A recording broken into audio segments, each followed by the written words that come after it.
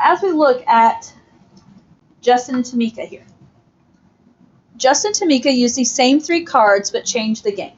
And if you remember from above, those same 3 cards where the cards were 1, 2, and 3. In each round, a player draws a card and replaces it, and then the other player draws. The differences between the 2 cards are used to score each round. Order matters, so the difference can be negative. Is this game fair? Okay, well, is each game fair? So there's the general information. And then A is specifically if the difference between the first and second cards is 2, Justice gets a point. Otherwise, Tamika gets a point. We talked some about expected value on Friday, but then I'll be honest, there's times we don't have to talk expected value depending on the situation. So, cards 1, 2, 3.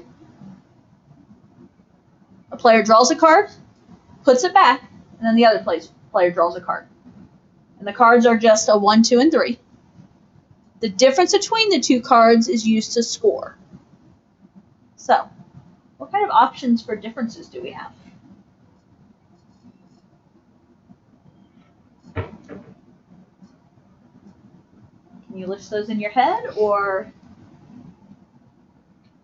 I'll be honest, for me, it was getting confusing, so I had to get organized and write down the options. That was me personally. I'm not saying all of you would.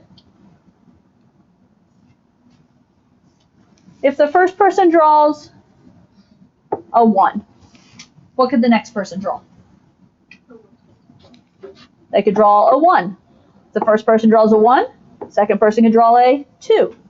Or if the first person draws a 1, the second person could draw a 3, yes? And what's it say to do? The scoring is based on the differences. So 1 minus 1 is 0. 1 minus 2 is -1. And 1 minus 3 is -2. Okay? Next grouping. That was if first person draws a 1. What if first person draws a 2? What could the second person draw? They could draw a 1, or they could draw a 2, or they could draw a 3. So if you take the differences between those, 2 minus 1 is 1. 2 minus 2 is 0. 2 minus 3 is -1. And the other option is, what if the first person draws a 3? Second person could draw a 1, a 2, or a 3. 3 minus 1 is 2. 3 minus 2 is 1. 3 minus 3 is 0. Okay. Those are the options, unless I've overlooked any. Okay. Best way I could do is to figure out to write those down. What's the rule here? If the difference between the first and second cards is 2, Justice gets a point. Otherwise, Tamika gets a point. What do you notice here? It's unfair. Why is it unfair? Yeah. Do we really have to do any math besides that? Seems pretty obvious, doesn't it? Justice has one option of ways to score, whereas Tamika has, what, 8? Would you count the negatives as a chance to score? Yes, because it said up here the difference between the 2 cards are used to score each round. Order matters, so the difference can be negative. So I would include the negatives. To me, I would not say -2 is a way for him to score, though, because I would say that's different. But even if we do include the -2, she still has a lot more options, doesn't she? Okay. So, I'm going to say not fair.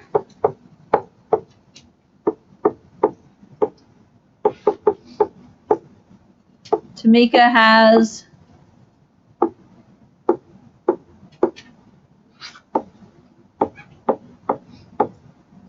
many more ways to score.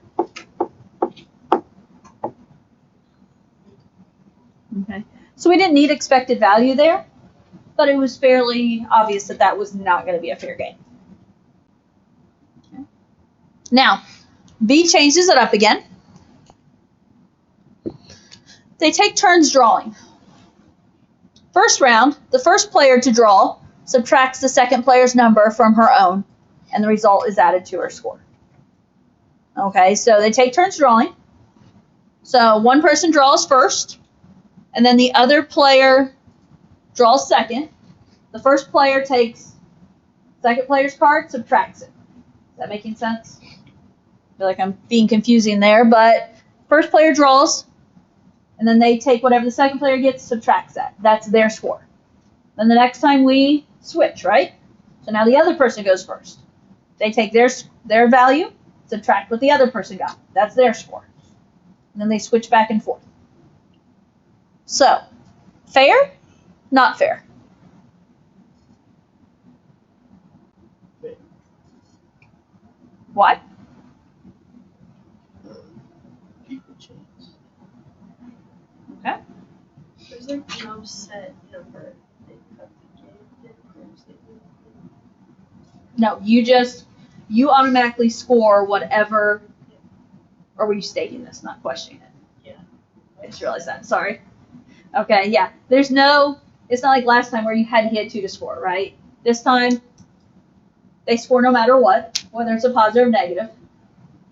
Do they all have the same options of possible scores that they could get? Yeah, they do. Okay, they're going to draw a card, the other person's going to draw a card, and they're going to subtract that from their card. Okay, so they all have these same options. And since they're taking turns who goes first, they're both going to score, and it's just going to be random. Okay, kind of luck of the draw. So, is this a fair game? And I would say yes. Both players can earn the same scores, so the game is fair.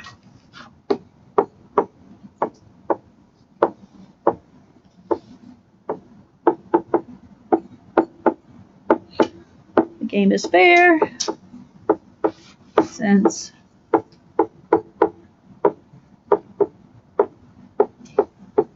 both players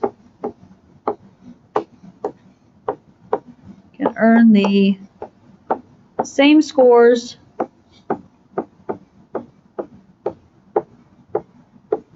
and have equal opportunities.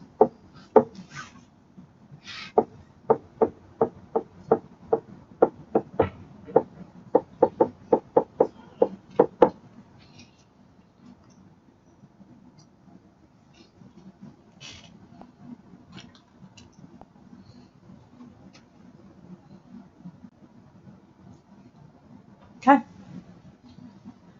A different game when you guys are ready. And this is Rashawn. Rashawn offers you a game where you roll a number 2. If you roll less than 5, you get the number of points rolled. If not, Rashawn gets the points rolled. Is the game fair or unfair? If it's unfair, which player has the advantage? So what are we seeing here?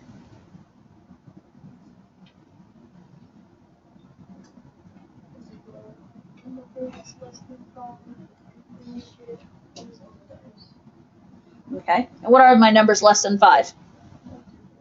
1, 2, 3, 4. So if I roll 1, 2, 3, or 4, I get those points. What's the other option? If I roll 5 or 6, Rashawn gets those points. Is this fair? Now, this is one where I want to talk about the expected value, because it's probably closer than what you think. Because yes, there's more chances of me getting to earn points in terms of probability there. However, the places I earn points are less points, yes? So you have to be very careful here. So let's start by talking about the probability of each roll. Whoops. Forgot what I was doing. So what's the probability of rolling a 1? 1, 6, yes? One option out of 6 choices. Okay, continue along that. What's the probability of rolling a 2? 1/6. Probability of rolling a 3? 1/6. Probability of rolling a 4? is 1/6, probability of rolling a 5. 1/6, and probability of rolling a 6. 1/6, yes? Now, remember how to do expected value. Whether it be expected value, expected payoff, expected profit, it's always looking and taking the outcome, whatever it is, times the probability of that outcome. And then we add those pieces together. So outcome times probability of outcome. So in this case, for instance, what's one of the outcomes? One of the outcomes is a 1, yes? What's the probability of rolling a 1? 1/6. And I treated that as a positive one because I'm looking at this from my perspective. If I roll a 1, 2, 3, or 4, I get the points. Okay? Plus, what's the probability of rolling a 2? 1/6, yes? So 2 times 1/6. Plus, what's the probability of rolling a 3?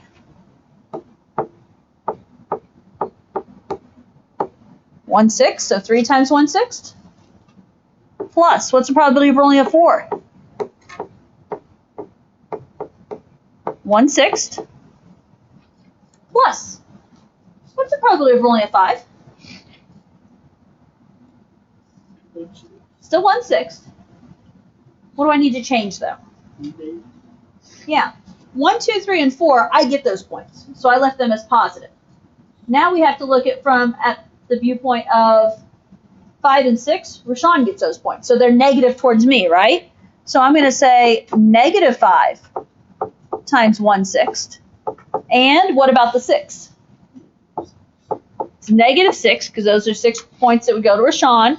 And the probability of getting those points, 1/6. Okay, this is the expected value. Now, I'm going to multiply these. 1 times 1/6 is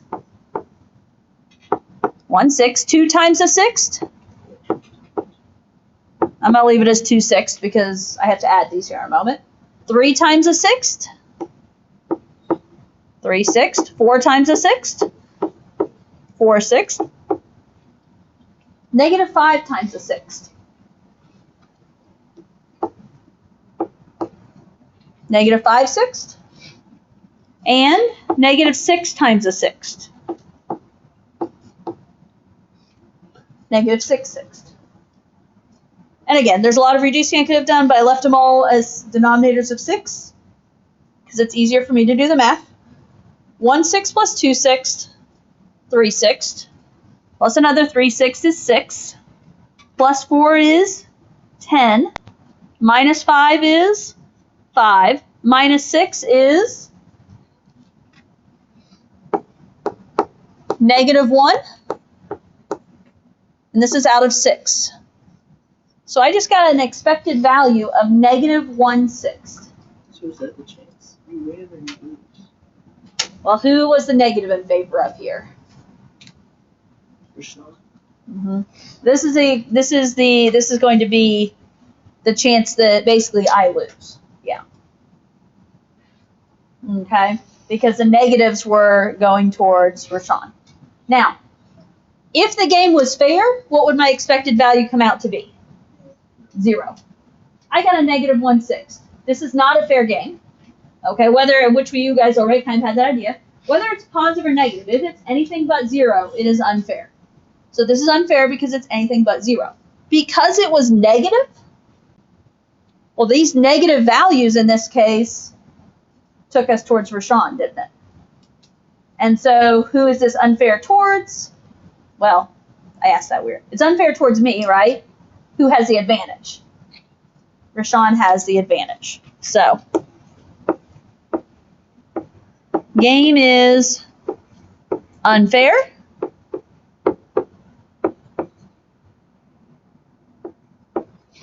Rashawn has the advantage.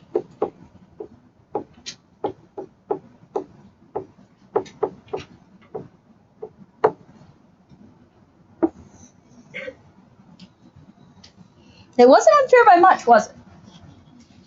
Okay, it was really pretty close. But it was slightly unfair there.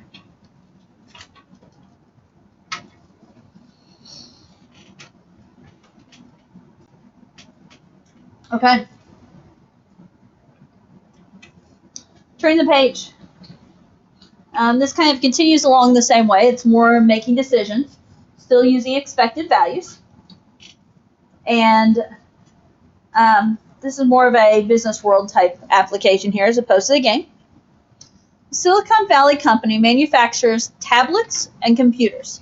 Their tablets are covered by a warranty for 1 year, so that if the tablet fails, the company replaces it. Since the failure rate of their model Tab 5000 is high, the head of production has a plan for replacing certain components inside the Tab 5000 and calling the new model Tab 5001. If you were the head of production, would you recommend switching to selling the Tab 5001?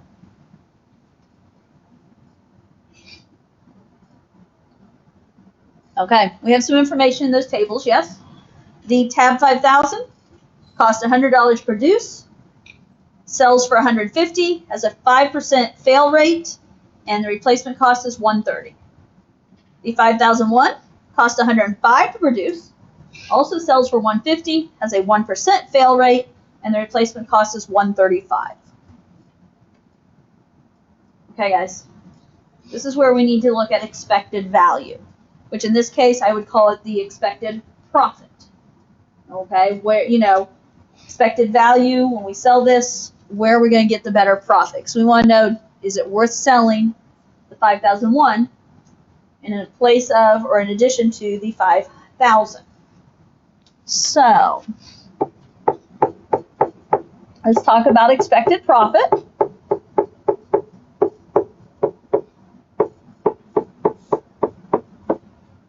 And let's start by looking at the Tab 5000. Now, you have to kind of, I'm going to say use this word, but you have to kind of think logically here. What are the pieces that we're going to have to bring together to figure out this expected profit?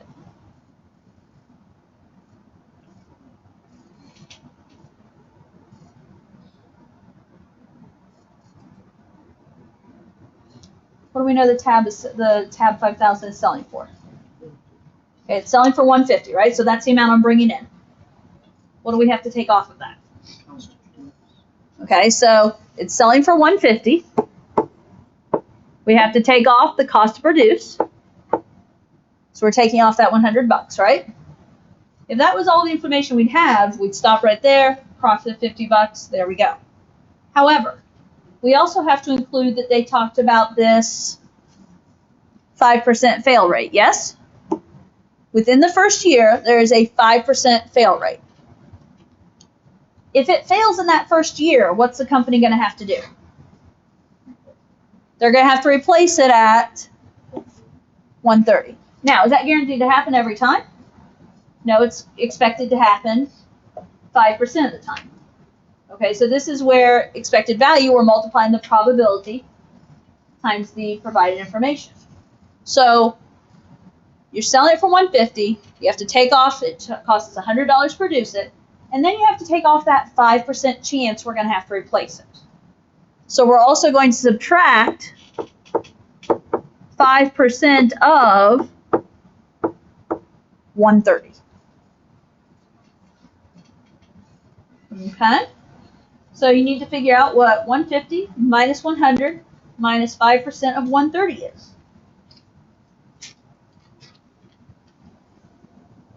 And that is going to be your expected profit.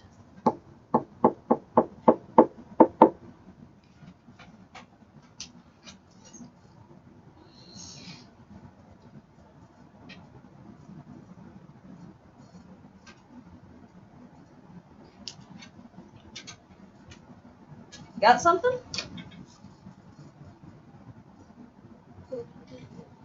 Mm-hmm.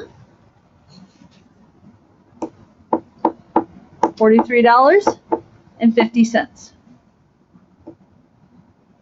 That is your expected profit for the Tab 5000. Now, what else do we have to do? Repeat the process for the Tab 5001.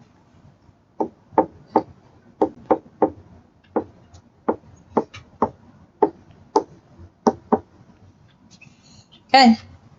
What are we thinking about the 5001? 150. Okay. We're going to sell it for 150. We have to take off the 105 it's going to cost us to produce it. And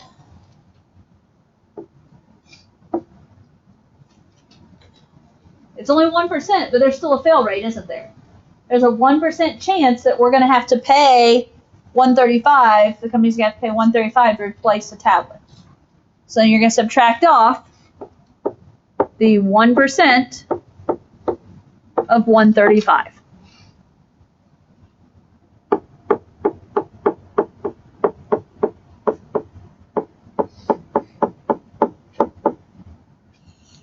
And what is the expected profit there? Okay.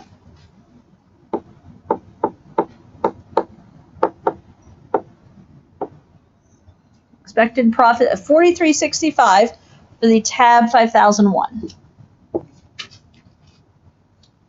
Okay, thoughts? Yeah. Would you recommend switching to the 5001? Yes. For 15 cents. Great. It's more profit. It adds up. It's 15 cents per One, tablet, yes? whatever 1%.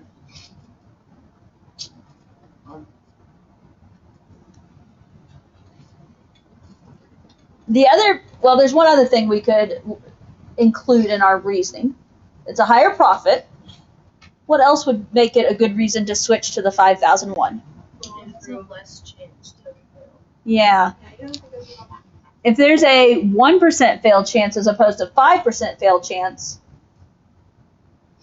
is your customer population going to be happier? Okay. The more people hear about a product failing, are they going to go out and buy it? No, that's when I say, oh, let's wait and let some other people figure out the bugs and let's let them get the bugs fixed, right? So for those two reasons, the higher profit and the lower fail rate, I would encourage the switch. I would go with the switch. So that's not sold that it's enough of a profit, but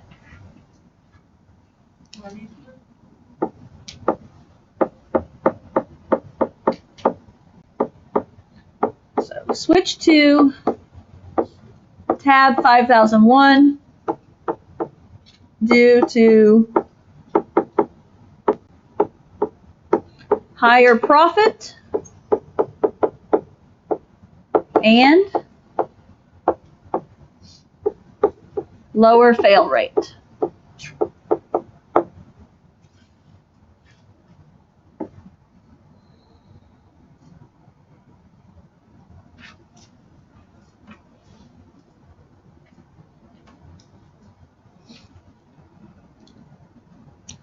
Now, there's some additional data here.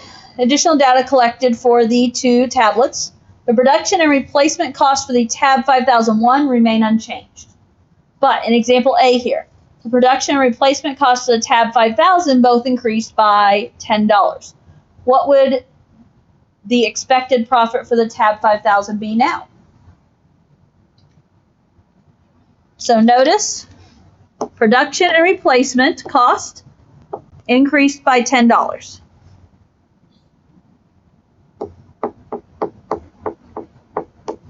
We want our new expected profit.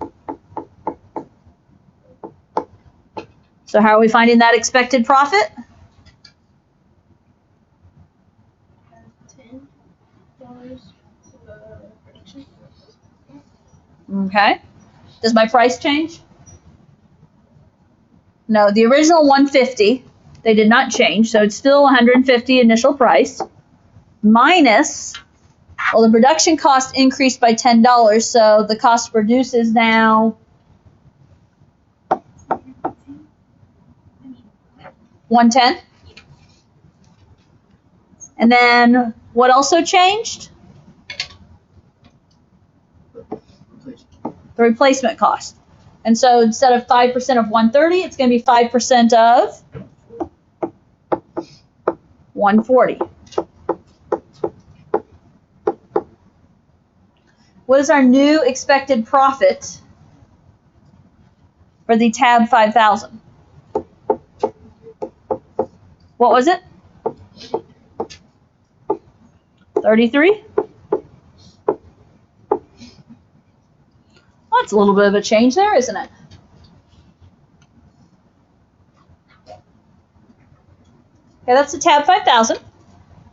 B gives us some information about the tab 5001. The failure rate for the tab 5001 increased by 1%. What would the expected profit be for the 5001 now? So, let's again find our expected profit. This time we're back to looking at the 5001. So what do we know about the 5001? It's still selling for $150. We're still going to have to subtract off $105.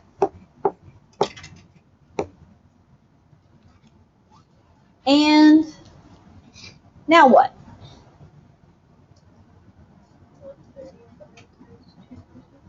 Okay. It's still $135 for our replacement cost, but it said our failure rate increased by 1%. So now instead of being at 1%, we're at 2%. So we're looking at 2%. Whoops. Of 135. So do the math there. This, of course, is for the tab 5001.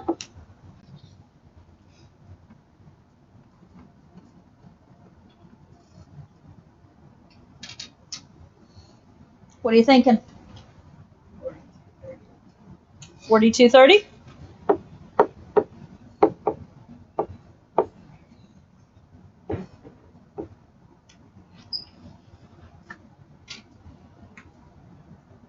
As a consultant for the company, what would you recommend they do to maximize their profit? Is it like out of all the things that we just did? Or like in general? Based on the last two we just did. Make tab 5000 or possible. Say now, what'd you say? I don't know. Like judge up the price of it? Yeah, Of which one? 5,000. Like the replacement.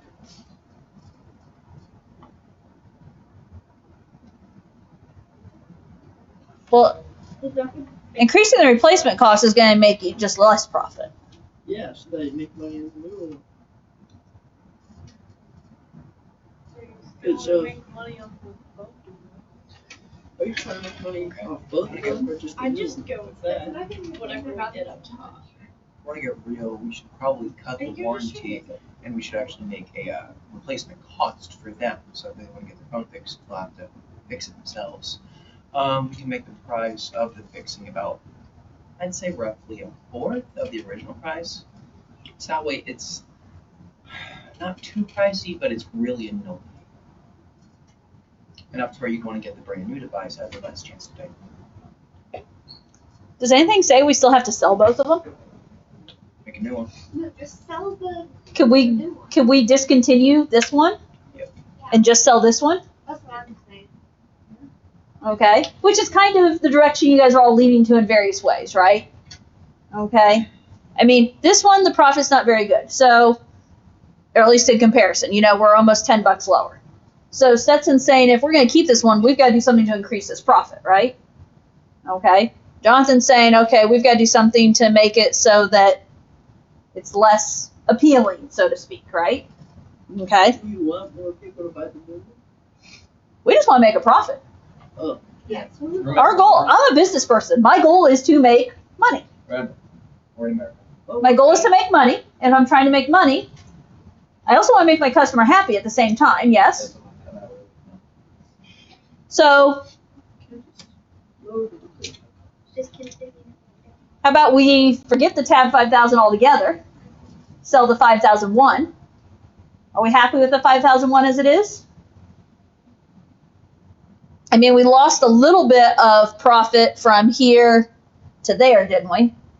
So if we really wanted to, we could increase this price a little. We could increase the selling price a little bit, turn that profit back. But ultimately, go with the 5,001, right? Okay. And obviously, you've heard some different variations of that. But there's not just one right answer.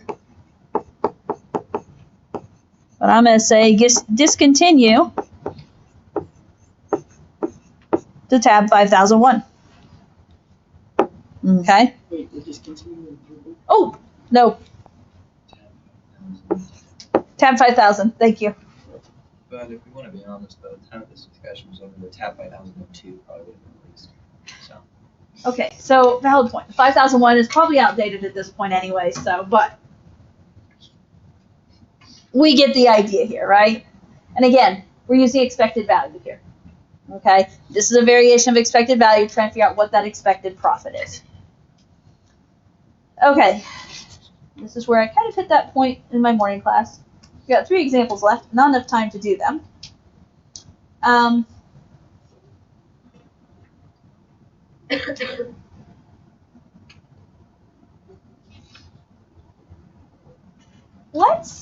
going to skip talking about Gabriella. I kind of want to talk about Gabriella, but I also want to make sure that we talk about something on the back. So we're going to flip to the back side. And let's talk about the airport shuttle. Sound good? You guys are just saying whatever you say, Mrs. Sargent. Okay. An airport shuttle has a capacity of 6 passengers. The company takes 8 reservations for each trip because 25% of their reservations do not show up. Is this a reasonable policy?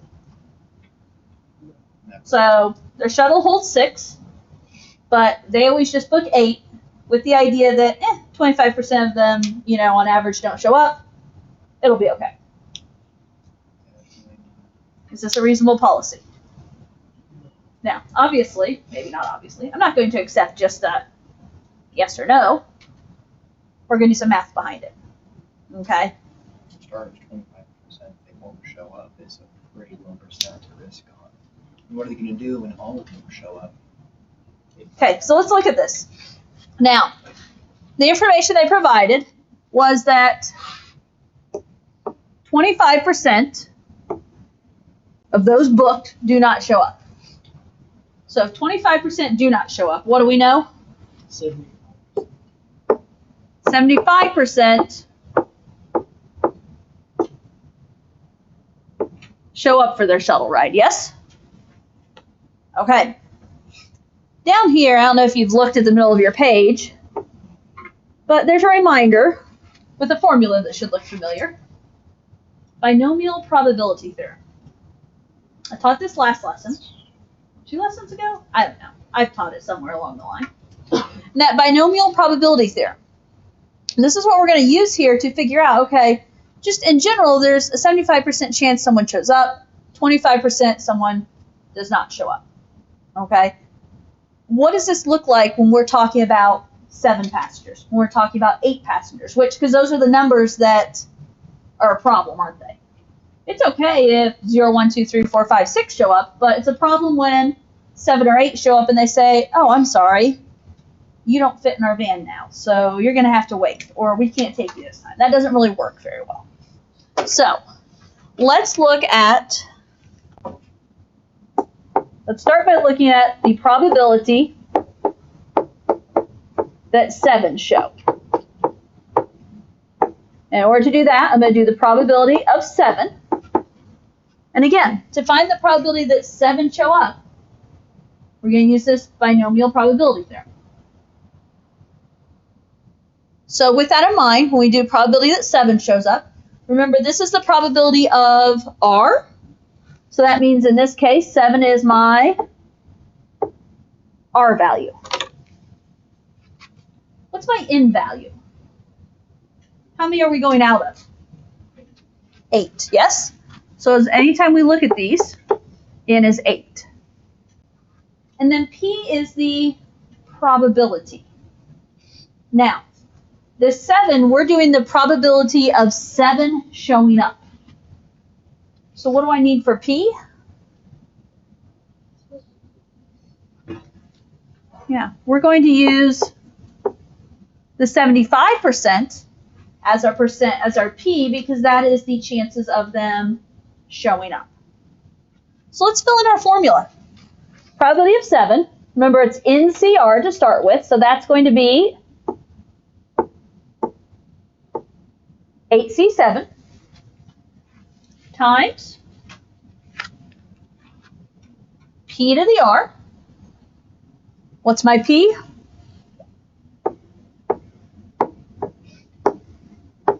See, 75% raised to the R, which is 7, times, what's 1 minus P?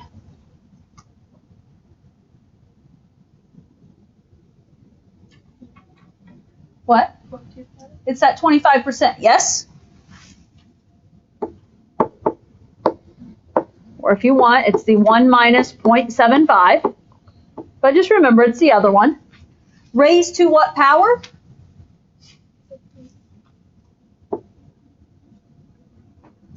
Eight minus 7, which is 1. Excuse me. Okay. Do the math there if you haven't already.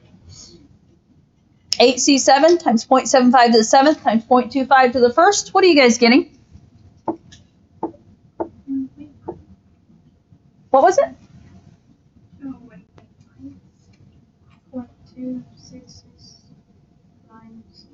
I have something like that. Recheck your calculations. I have it rounded to 0.267.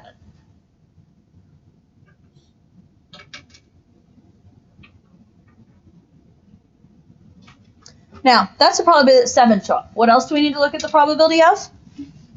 Probability of 8 showing up.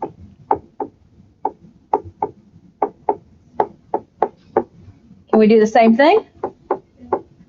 Most definitely. So probability of 8.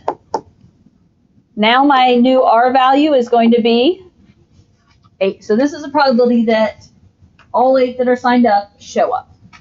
So NCR is going to be 8C8. P to the R, 0.75 to the 8.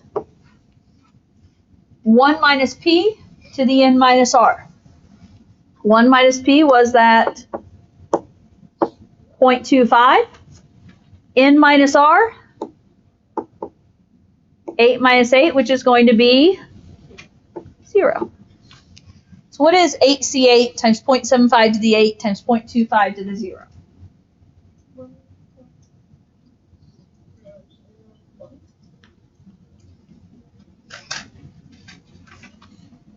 Did you have 0.1? Yeah. Okay. Yeah. 3 decimal places, I have 0.100. There's other stuff after that 0, right? It doesn't just stop there. Now, here's the key. We want to look at these together. So we want to look, what is the probability of 7 and 8, okay, that 7th and 8th person both showing up. So what do we find those probabilities to be? That was the 0.267 plus the 0.100. And when we add those together, we're going to get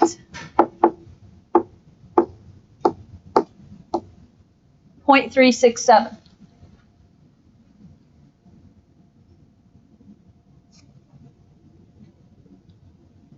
So what is that 0.367? That's the probability that 7 and 8 people show up, which is more than what can fit in the van, yes? So we have an almost 37% chance. Is this a good policy? Or is this a reasonable policy, I guess is the question. So over a third of their time, they're going to have to say, sorry, you signed up in advance, but we can't take you. Personally, I say if it's not at 50, if it's less than 50%, So you're going to argue it's under 50, so it's a good. it's less. And it is the business world, right? But on the flip side of that, if that happens to me and I don't make it on that shuttle that I reserved ahead of time, You're losing customers. yeah. I mean, what if this in turn causes me to miss my flight? I won't be using that shuttle company again, right? So if your friends, So, their friends. yeah. You post it on Facebook. No, business don't use it. Social media is a whole new thing these days. It really is. So, I would argue against Autumn. So, I would say that, when I've got over a third of the time that I'm going to have to turn people away, I'm going to say, yeah, probably not a good policy. So, to each their own.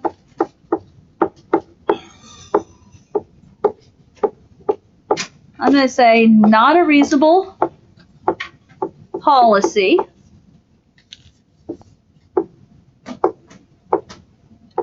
When 37%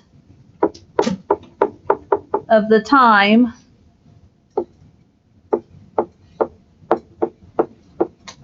more people show up than what the van can accommodate or what the shuttle can accommodate. Okay, guys, you've seen a little bit of everything.